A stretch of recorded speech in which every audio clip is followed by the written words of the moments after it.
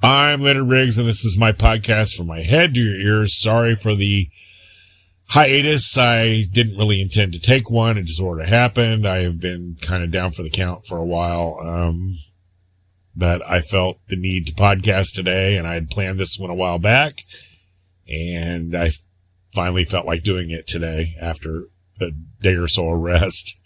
I love my days off. But anyway, I'm going to talk today about one of my favorite subjects, and there goes my beeping smoke alarm in the background. Yeah, I haven't got that fixed yet. Sorry. But I'm going to talk about one of my favorite subjects, which is movies. And anybody that knows me knows I love movies. I have quite a collection of movies myself on Blu-ray and DVD and what have you. But television was my first and best source for movies. I never got to go to the movies as a child because my mom was Pentecostal, and that their religion really doesn't want you to go to movies. So, but we did watch them on television. Go figure. And early on in my life, there was only 4 television stations available. It was WSIL TV out of Harrisburg, which was the ABC affiliate, Channel 3. Channel 12 was the CBS affiliate, KFVS out of Cape Girardeau. The NBC affiliate was WPSD out of Paducah, Kentucky, Channel 6. And the college-run WSIU TV, which was run in Carbondale through SIU, Southern Illinois University. And all were pretty great sources of movies. WPSD didn't come in as clear, although we could get it to come in to watch movies, including the first movie that I fell in love with, which I think is everyone's favorite movie, and I'll talk about that more after I take a break. I'm Leonard Riggs, and this is From My Head to Your Ears. From my head to your ears, let the music appear. No distance between us, just jazz in the air. I'll be right back, don't you fear. Every note I play brings me near.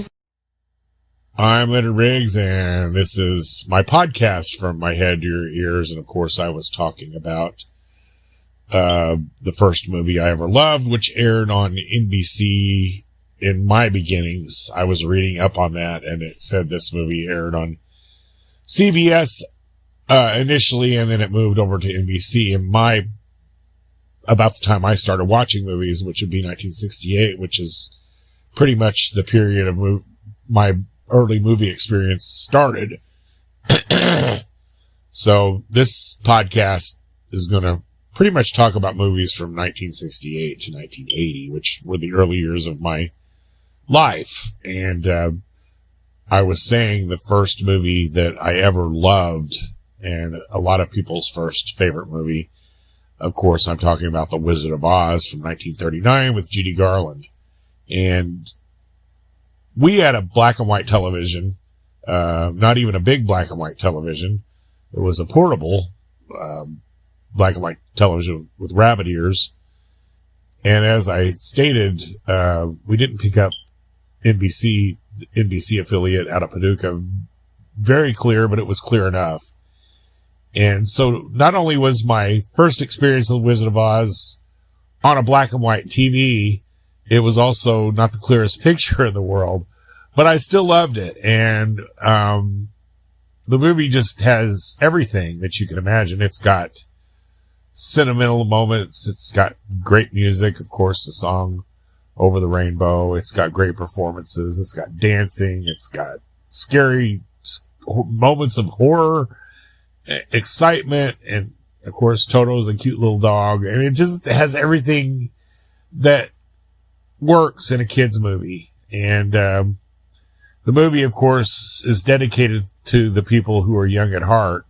And I think the lasting appeal of this movie does just that. It appeals to the kid inside of you at all times. And it's so well made and such a visual treat, especially after you get to watch it in color. And now that it's fully restored, the opening segments were in black and white. Of course, I didn't know black and white from color back then because we had a black and white television. But in the unrestored version, the movie was, for those that had color televisions, was black and white. Later, it was revealed when they restored it that the actual opening scenes were made in a sepia tone, which is the color of a lot of old photographs. So it gave the movie kind of a, I don't know, it kind of differentiated, I can't say it, made the difference between flat Kansas and the farmland and the regular life, being that dirt colored, almost dusty colored color, into the bright colors of Oz. It just added to the film. And, I don't know, a truly great movie, you can always see something you never noticed in every viewing. And this is one of those movies. Unfortunately, my first shot at The Wizard of Oz was right after Judy Garland had passed away. And I seem to be that I was aware of her passing. But a lot of people, and I'm digressing, don't remember the animated movie they did. Actually, I was reading on this animated movie, and I can't remember the title of it, unfortunately. But it was an animated sequel to The Wizard of Oz that was, Judy was voiced by Liza Minnelli, Judy's daughter. So I don't think it was a big success. It wasn't like a high-end animated movie. It certainly wasn't a Disney film. I believe the Filmation animated company did it, the ones that did the Saturday morning cartoons. So it wasn't like high-end animation. But it did feature music written by classic movie writers. But I was reading where it was delayed for like 10 years before they actually released it. And I remember the big deal. It was a theatrical movie, but I remember the big deal was that Liza Minnelli was doing the voice of Dorothy. So, but honestly, I think I got to see it in like the late 70s, but it wasn't that good. I'll get back to you on the title of that one. For the life of me, cannot remember it at this moment. I'll look it up in the next segment. I'll tell you what that was.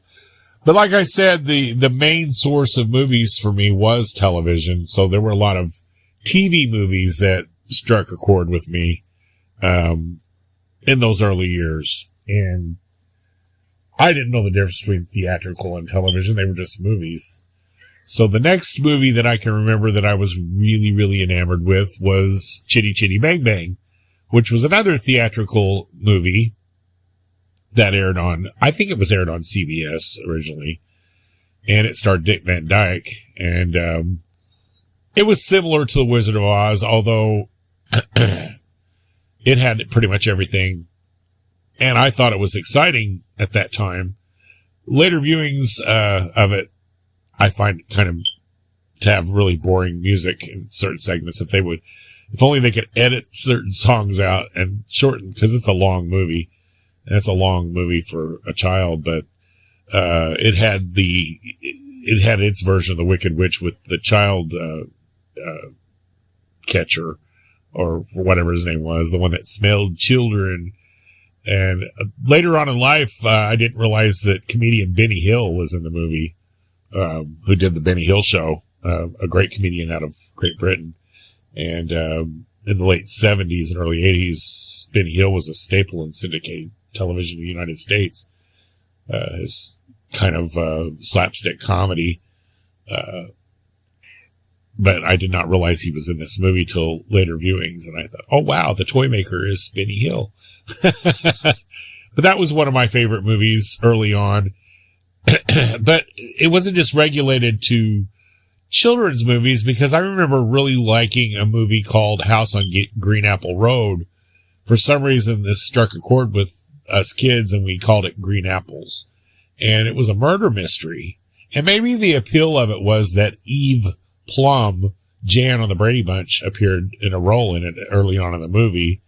and it starred Jennifer Lee as the lead character who was mysteriously murdered. And this also was the beginnings of a TV series called Dan August that starred Burt Reynolds. But in this movie, his character was played by Christopher George. So for some reason, this movie struck a chord with me and became one of my favorite movies. I recently bought a Dan August complete series DVD, and it included the TV movie. So it was kind of cool to see that. It wasn't like I remembered it, but it was one of my early favorites. I think the next time I remember a TV movie, because there was lots of TV movies being made, it was kind of the golden age of the TV movies. But one of my favorites was The Night Stalker. Of course, that was more or less the foundation for the Night Stalker TV series with Darren McGavin. But the original film was one of the highest rated TV movies of all time. And it held a record for many, many years. So it was watched by over half the country at that time. And it was a good movie. It was pretty much Kolchak, of course. You know me, I'm a big Kolchak fanatic. He was a reporter that came across a vampire story, and at first he didn't believe that there was a vampire, but his girlfriend, played by Carol Lindley, bought him a book about vampires, and pretty much he was convinced it was a vampire and wanted it to be treated as such by the local police. And he suggested they use stakes to kill the vampire, and they're looking at him like he's crazy. Anyway, it happened. It was kind of the series, and the movie was also listed as an influence of the X-Files. So, but that was a great early memory of a movie that I really liked. And then there was all those, again, like The Wizard of Oz, those movies that came to television that I really liked, like the Planet of the Apes movies with Charlton Heston. We watched that. That was one of my early favorites. And it was always cool when a TV movie, or when a theatrical movie finally came to television. Of course, you weren't seeing it in its true form. Of course, I was watching black and white, and, these films were made for wide screens, and they used a system called pan and scan to make the image fit into a square image.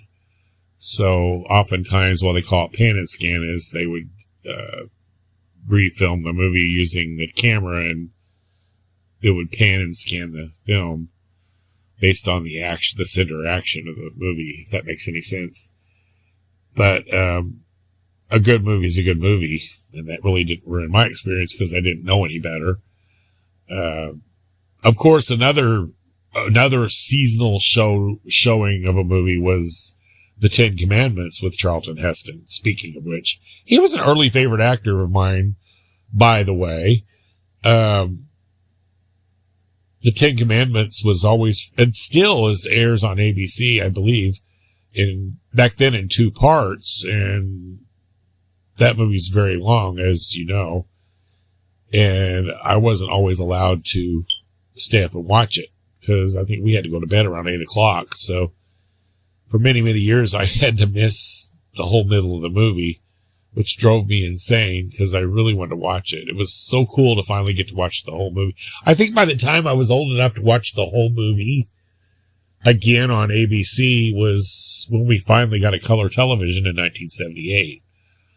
So, and it was cool that I got to see it in color because it's a very colorful movie.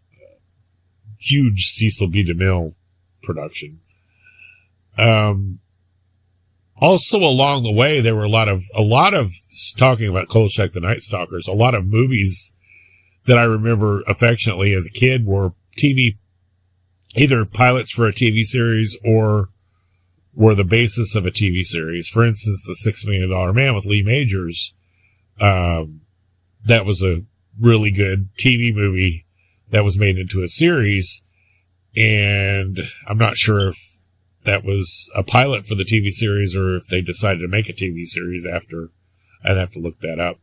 But oddly enough, Darren McGavin played Oscar Goldman in a role that was later taken over by Richard Anderson. Richard Anderson starred as the quote monster in the second movie of the Night Stalker. It was a sequel to the Night Stalker, I should say. The Night Strangler. And so it's kind of funny they switched roles. That Darren McGavin played Oscar Goldman at first, and then Richard Anderson played him in the series. But I remember a lot of those of my favorite TV series started out as a TV movie. Wonder Woman, starring Kathy Lee Crosby, was another one, and then Ricardo Montalban played the bad guy. But this version of Wonder Woman, she was blonde. She wore a jumpsuit. She didn't wear the traditional Wonder Woman outfit. And Wonder Woman was more of a spy than a superhero. So I remember watching that and liking it, but not loving it. Of course, when they finally did it with Linda Carter, it was perfect. And she was the perfect Wonder Woman visually and just all the way around. I still think you can't beat Linda Carter as Wonder Woman to this day. Of course, The Incredible Hulk was another TV movie that became a series. And the first movie was also a favorite TV movie of mine. So, Charlie's Angels would be another that started off as a TV movie. But I think that was a pilot film for the series. I was reading recently, this is the 50th anniversary of Charlie's Angels. I was reading recently that Kate Jackson was the first, kind of was the basis of the show because she was the star. She was already in Dark Shadows and The Rookies and was the well-known star. She was supposed to play Kelly Garrett and decided she wanted to play Sabrina Duncan. And I just read that not too long ago. I didn't know that. That's pretty cool. But that was a TV. I do consider these movies because that's what they were initially. And like I said, seeing that I couldn't go to the theater, TV movies and movies were just the same to me. Well, I'm going to take a break and rest my vocal cords for a minute, and I'll be right back. We're going to talk about, the onset of cable television and that impact that it made on in my movies experience. I'll be right back. I'm Leonard Riggs. This is my podcast from my head to your ears. From my head to your ears, let the music appear. No distance between us, just jazz in the air. I'll be right back, don't you fear. Every note I play brings me near. I'm Leonard Riggs. This is my podcast from my head to your ears, and we're talking about early movies that I loved as a child, the ones that formed my tastes, actually. And of course, as I was saying, we had a black and white television up until 1978, and our only sources of movies was what we saw on 4 broadcast channels, mainly the ABC, NBC, and CBS affiliates and the local PBS affiliate. Before I get started on the main purpose of this segment, I want to say that WSIU out of Carbondale had a TV host named Irv Copey who showed a lot of scary movies on Friday nights, and I'm not sure what year that started.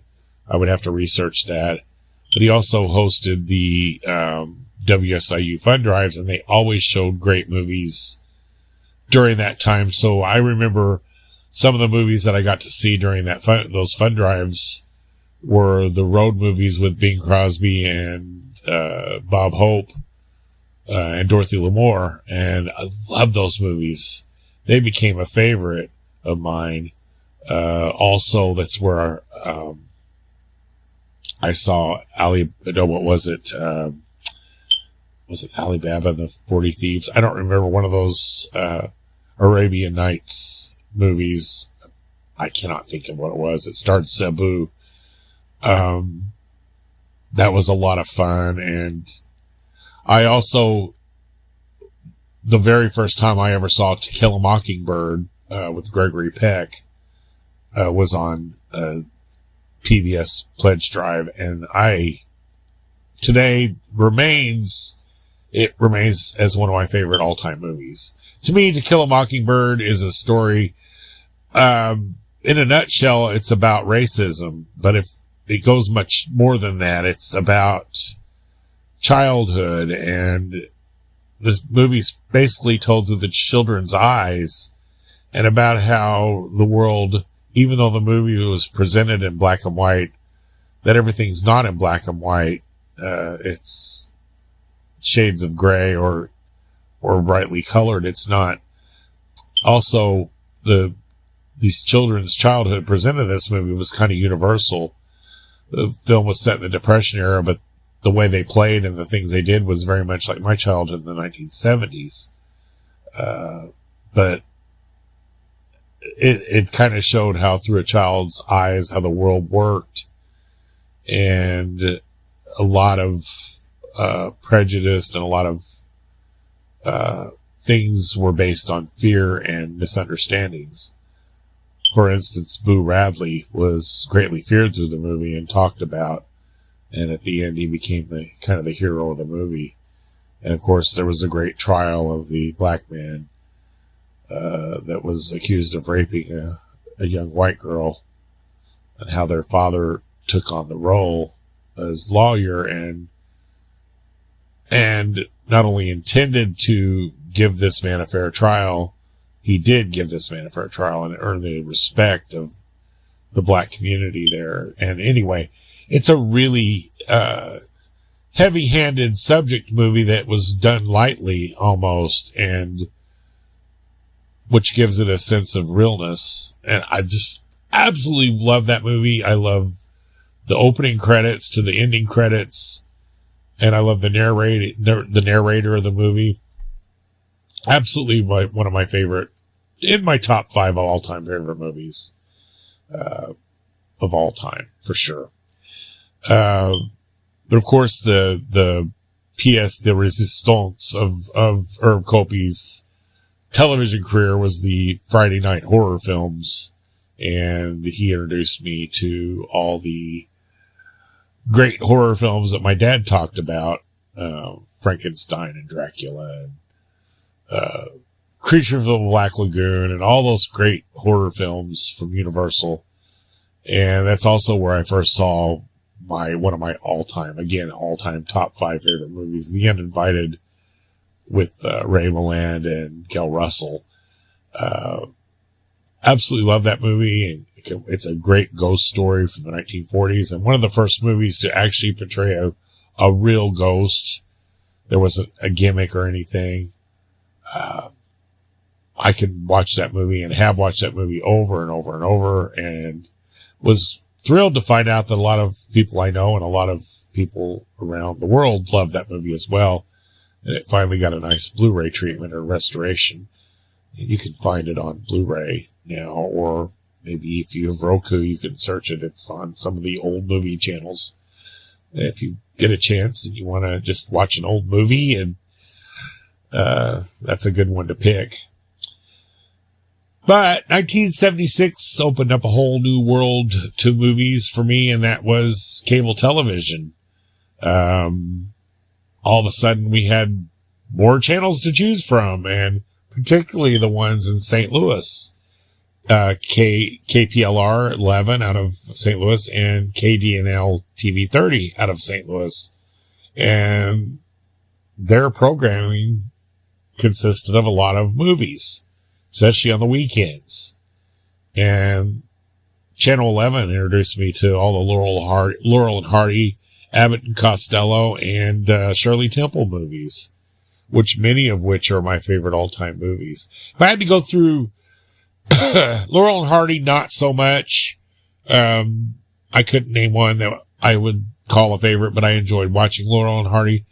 But Abbott and Costello, of course, the monster movies, with Abbott and Costello, especially Abbott and Costello Meet Frankenstein, are some of my all-time favorite movies. And there's also The Time of Their Lives, which is a ghost story where it's not a typical Abbott and Costello movie. It's Abbott and Costello don't work as a comedy team in that movie. They Costello plays a bumbling ghost, and Abbott plays the antagonizer of the movie. So I really love that movie. It's a fun little romp.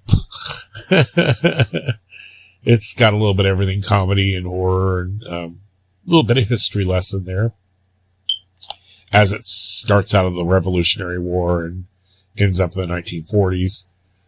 And then there's the Shirley Temple movies. I know I might take a little flack for that, but I like Shirley Temple movies.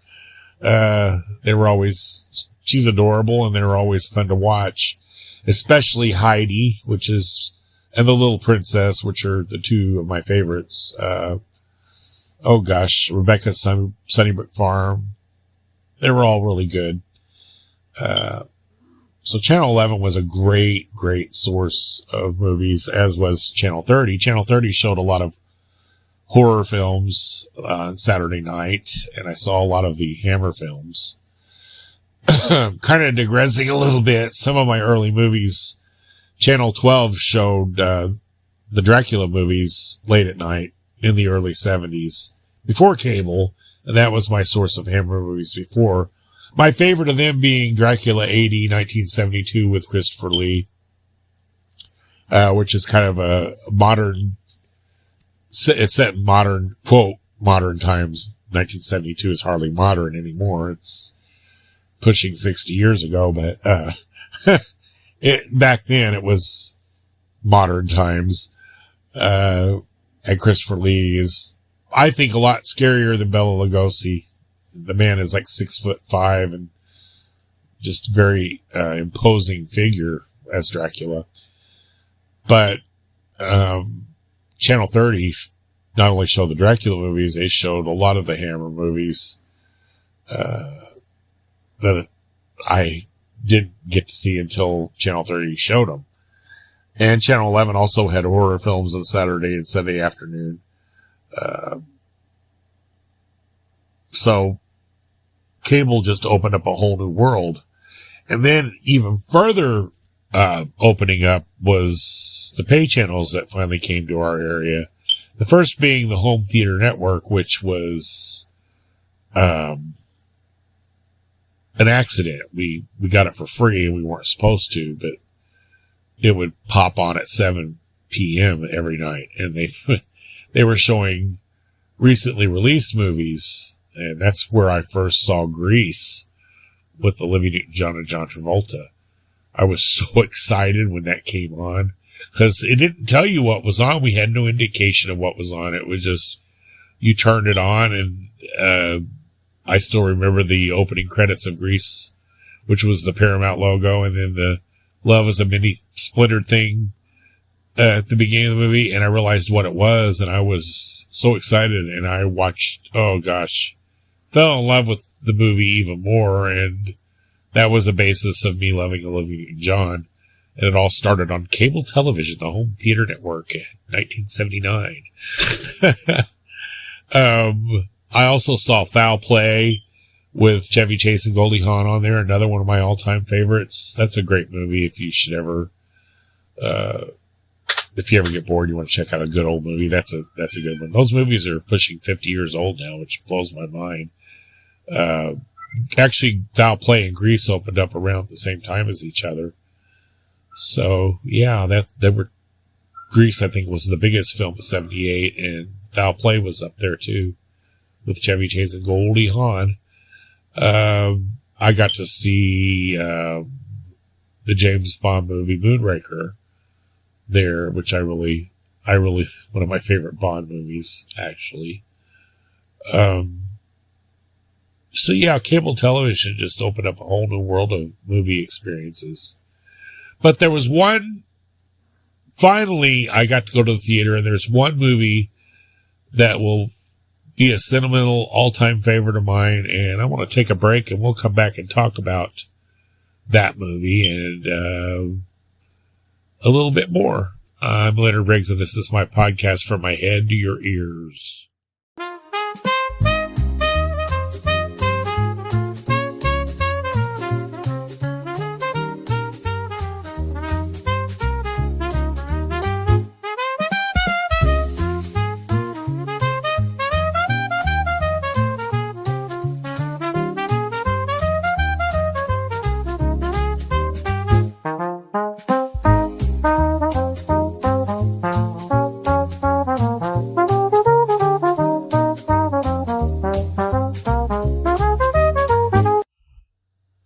I'm Leonard Riggs, and this is my podcast, From My Head to Your Ears, and I'm talking about early movies, the movies that shaped my movie taste, the kind of movies that I still love today, and a lot of them are my all-time favorites.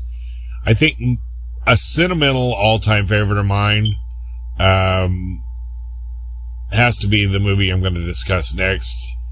Of course, if you know me, you know I'm a big Trekker, and I love Star Trek movies, and Star Trek, the TV series, especially the original.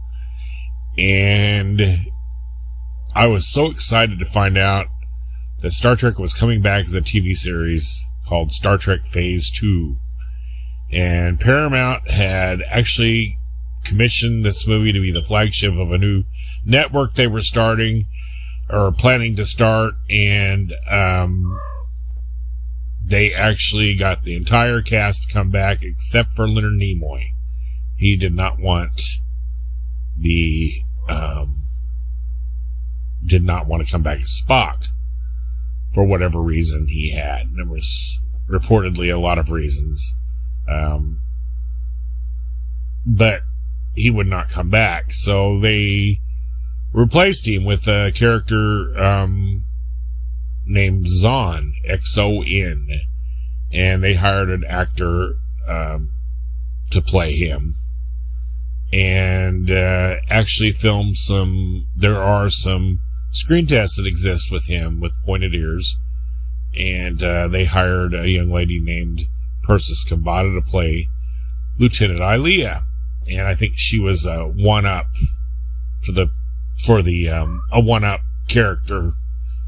I think. I don't know if she was actually... I've never understood if she was actually hired for the entire run of the series, or if she was going to just be a one-up character in the pilot, like she was, she ended up being. But they filmed the screen tests, they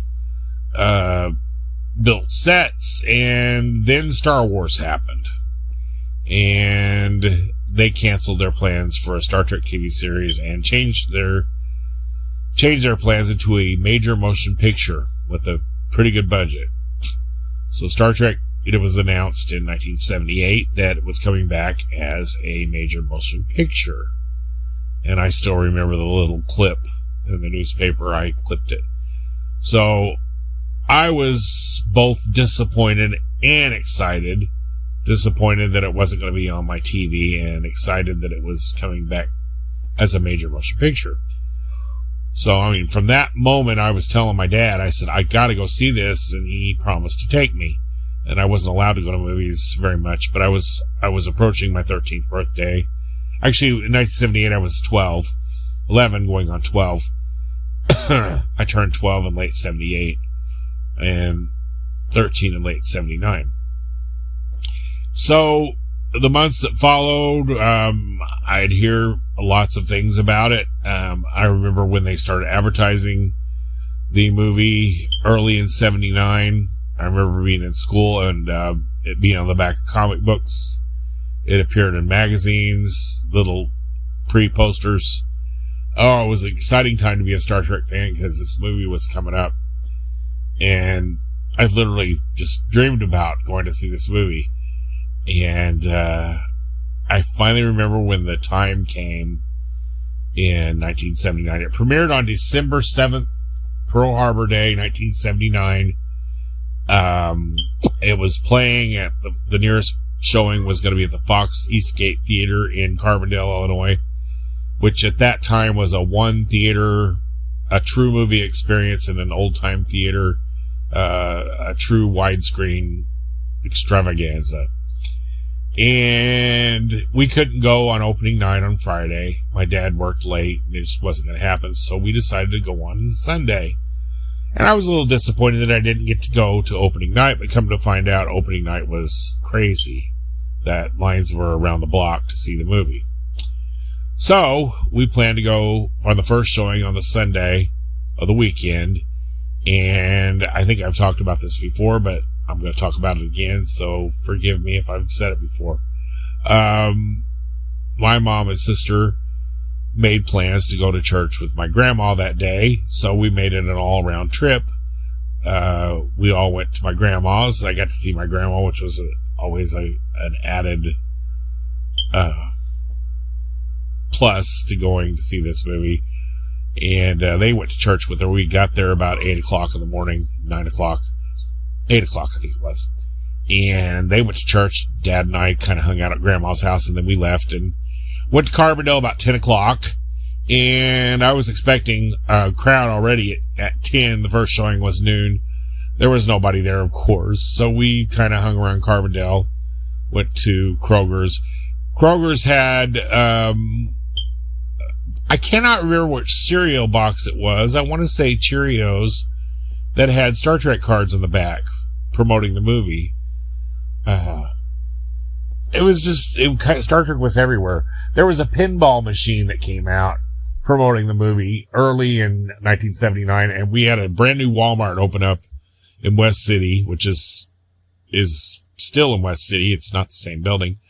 But I remember the Star Trek, the motion picture pinball machine, which was just a Star Trek pinball machine, but it had the new uniforms there, which was thrilling to me.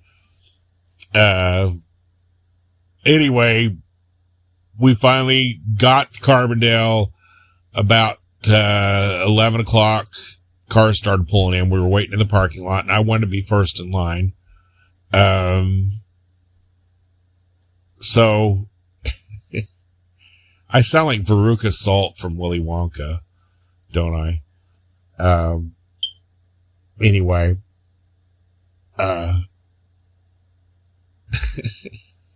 so we got in line.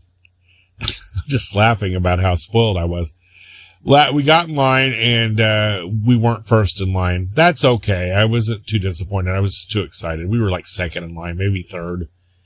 And as you walked into the theater, there was this big cardboard cutout of the crew, and they were selling Star Trek memorabilia at the counter. And of course, my dad was kind of, I don't want to say my dad was cheap, but he kind of was. So it was, you know, he was paying for the movie. I wasn't pushing it.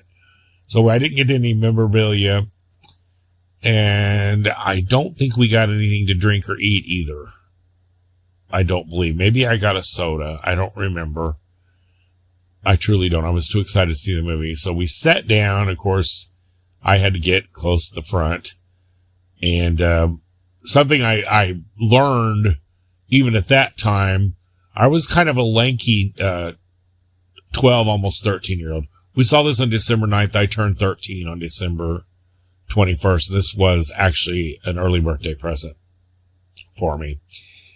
But I remember I was lanky already, so I was very uncomfortable sitting away from the edge of the seat. Plus, when you got up to go to the bathroom, you had to kind of go over everybody. So I learned at that moment, if I'm going to another movie, I'm going to sit on the outside of the aisle to where I'm able to stretch my legs a little and get up and go to the bathroom. So, anyway, we sat there and the theater was packed. There was not a seat open. It was crazy. And I can remember the lights going dark. honestly don't remember the coming attractions. It's kind of blank to me. I'm sure there was, but I don't remember what they were. All I remember is when finally that Paramount logo came up and that music started, which actually, the beginning of Star Trek motion picture has a musical interlude at the beginning, which is called Ilea's theme. And it was just a dark screen with Ilea's theme playing. So, and then the Paramount logo comes up and then the titles start and that music, that which was the theme of Star Trek The Next Generation, thundering through the theater. This beautiful theater. The theater was so pretty. It was red velvet all over the place, the seats and the golden lights. I mean, it just was really an old-fashioned theater with a true widescreen. I mean, that screen was huge. So it stretched across. Later on in life, I was used to the multiplex theaters and the screens were smaller and oftentimes the movie was dimmer because they do that to save power. But this was fully lit, the best experience to watch a movie. It almost seemed like the movie was crawling off the wall. And I can remember the Klingon ships coming up and the Klingon theme music. Do do do do do do do do do do do boom boom boom. You know, I was so excited. And it was just like I was at the edge of my seat through the whole movie. Now, a lot of people think this movie is very boring, and quite frankly, I never would admit that it was, because I wasn't bored at all. I was just taking it in scene by scene and I still remember seeing Mr. Spock for the first time on the first scene, and then it cuts to Captain Kirk and then he goes, Mr. Scott, and then you see the bridge and the crossing of the crew and Lieutenant Uhura coming up. And I was so thrilled to see Nichelle Nichols, because I love Nichelle Nichols. I always loved Lieutenant Uhura. I had a big crush on her. And Mr. Chekhov and Mr. Sulu.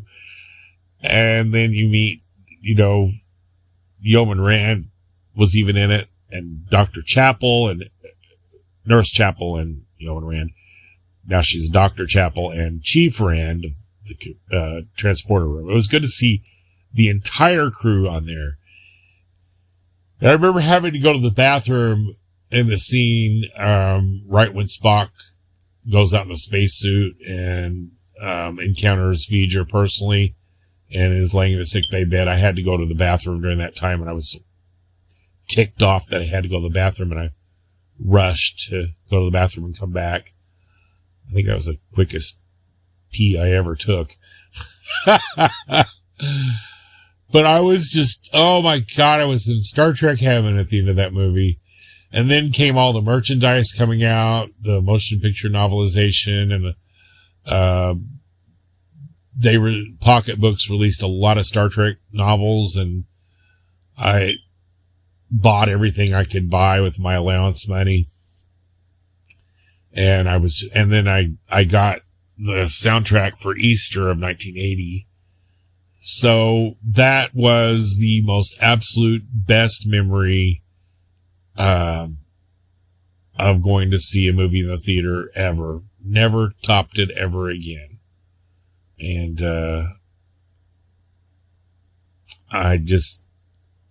I don't know. I just cannot and will not ever top those movies, that experience.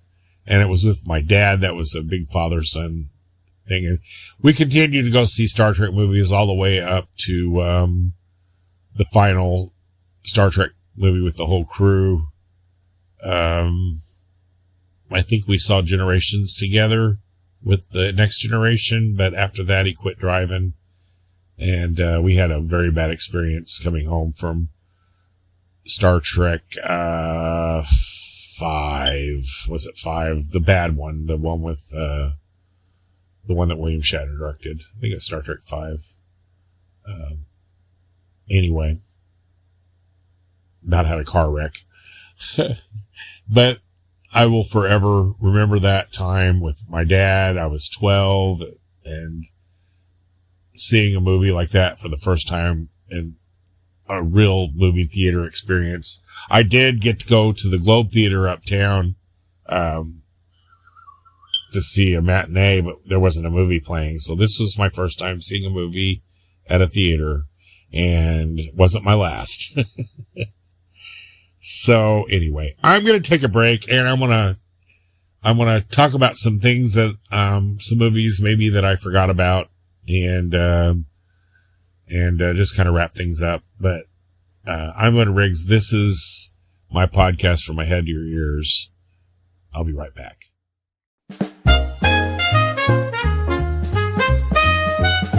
From my head to your ears, I'll be right back. Riding on a midnight groove, no need to pack. Thoughts spinning like vinyl, the needle drops low. Every beat a secret only you'll know. I'm Leonard Riggs, and this is my podcast From My Head to Your Ears. As I ended my last segment, I realized I forgot a couple of movies that were really early favorites, and one being that was shown on Channel 30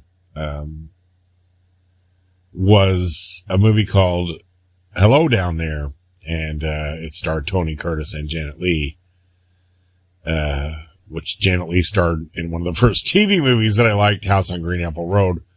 So before I knew her as Janet Leigh from Psycho and those kind of movies, I knew her as the mom in the movie Hello Down There. And Hello Down There, Tony Curtis played a man that was sort of a scientist, architecture, whatever.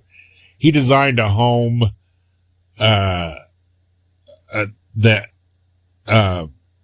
was underwater, and to test it, he moved his family in. He had a daughter, and his daughter had a band, and she was upset because they were moving, so the whole band was allowed to come with her. And amongst the band members was a young Richard Dreyfuss. So that was kind of cool. Anyway, they moved to this really cool underwater house that had windows all around it. You could see all the sea life, and they befriended dolphins, and it was just a fun movie and a fun time. The maid, incidentally, was played by Charlotte Rae, who later went on to play Mrs. Garrett on The Facts of Life, and she was kind of a lush in the movie. But there was a lot of fun and adventure in the movie, and it just was a fun little family film that I recall from seeing on the early days of cable television. Another one that I really liked that stood in my mind was Mary Tyler Moore and George Peppard, and it was called What's So Bad About Feeling Good, which was about this toucan that came from the tropics who carried a disease that caused people to feel good. And the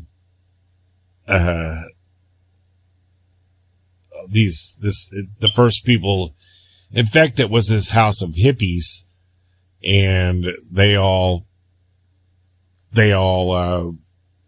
became fine, upstanding citizens that were happy. And this virus would cure whatever ailments you had too. And I feel like I've talked about this before in my podcast, this movie. But anyway, in a nutshell, the city government was scared because everybody was dancing around and happy, and doctors were going out of business because they were no longer needed. So they were upset about this, and they were seeking a cure for the disease because we can't have doctors being put out of business.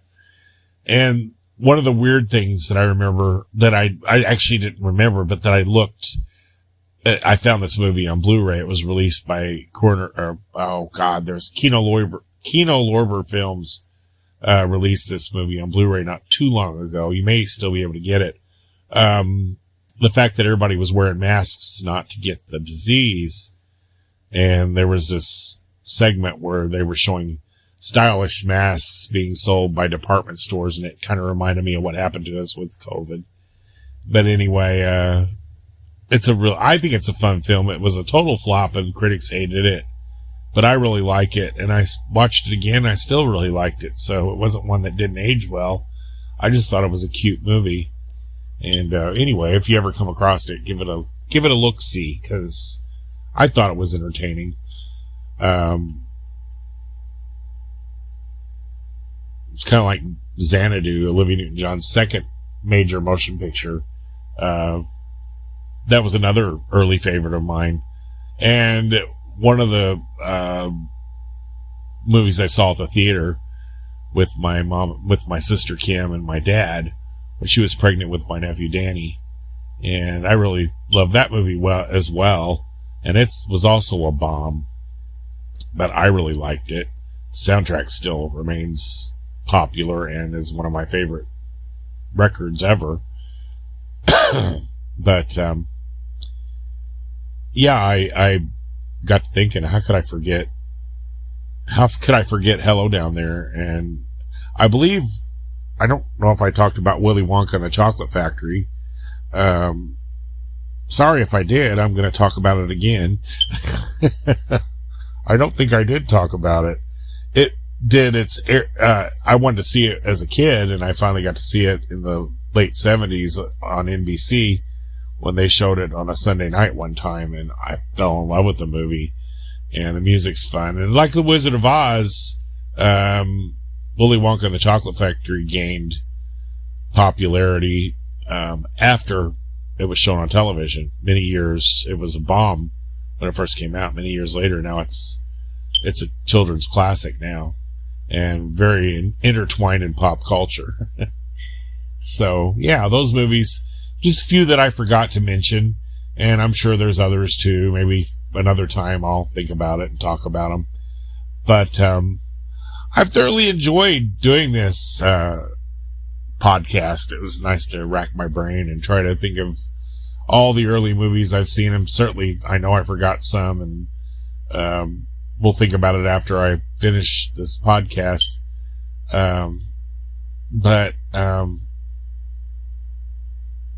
Yeah, if I talked about Willy Wonka in another segment, I'm sorry, but I'll tell you what happened, why I can't remember if I mentioned it or not. I recorded this whole podcast previously this morning and had it almost done, and I accidentally deleted a whole first segment.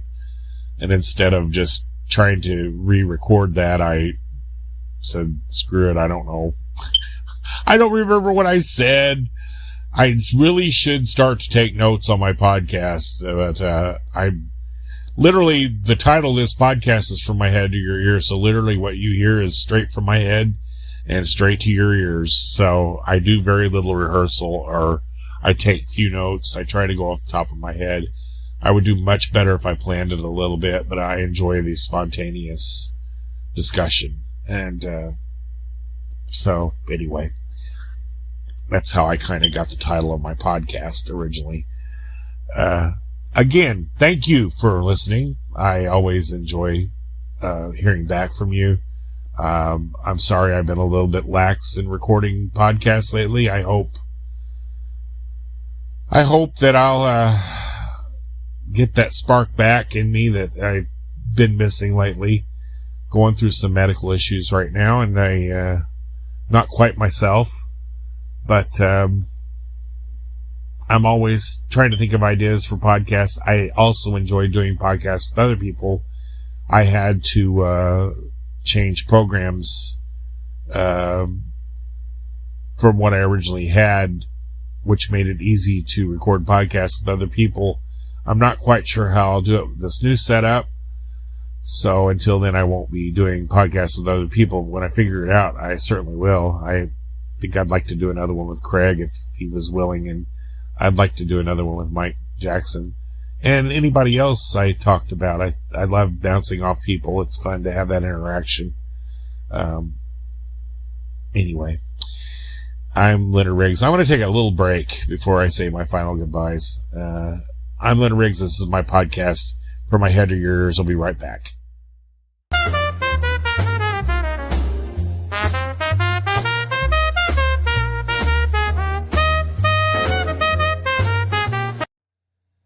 I'm Leonard Riggs, and this is my podcast from my head to your ears. And I just wanted to take a special moment to thank everybody. I started to thank everybody in the last segment, but I can't thank you enough for listening.